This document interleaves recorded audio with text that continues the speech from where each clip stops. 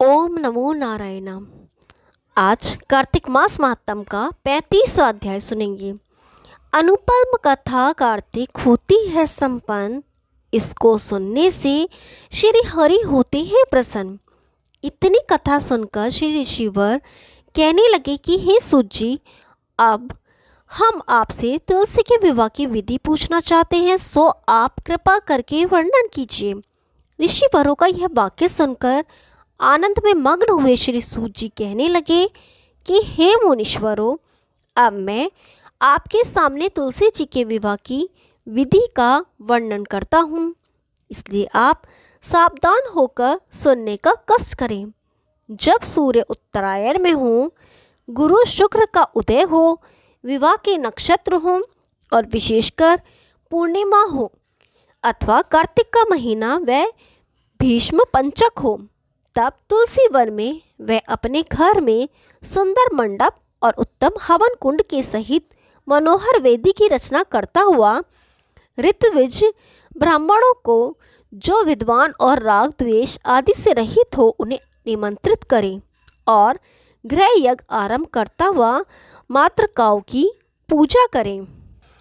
हे मुनीश्वरों, ऋत्वजों के उपस्थित हो जाने पर पहले नांदी मुख श्राद्ध करें, तत्पश्चात भगवान के शालग्राम बनाकर उनका विधि विधान से पूजन सामग्री से पूजा करके बांदी की तुलसी को उनको समर्पण करें।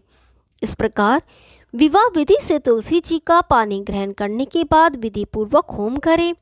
इसके बाद सपत्नी के यजमान, भाई बंधु और सेवकों के साथ चारों ऋत्विजों के सहित विष्णु भगवान की प्रेम प्रदक्षिणा करता हुआ शांति पाठ और मंगल गान के साथ साथ बाजे आदि भी बजवाने चाहिए।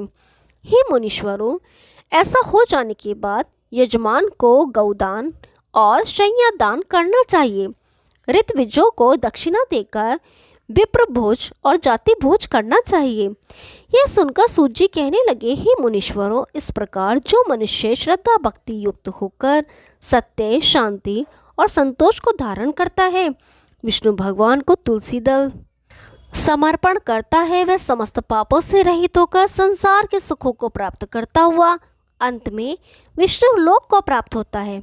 इसमें कुछ भी संशय नहीं है। हे मुनीश्वरों, जिस प्रकार से तुलसी जी के विवाह की विधि बताई गई है, उसी प्रकार आंवला, शमी और पीपल के विवाह की विधि समझनी चाहिए। ओम नमो नारायण। कार्तिक मास महात्म समाप्त हुआ। यदि आप हमारे चैनल पे आज नए आए हैं और आपको इसी तरह के महात्म्य और पुराण सुनना पसंद है, तो हमारे चैनल को सब्सक्राइब करिए। धन्यवाद।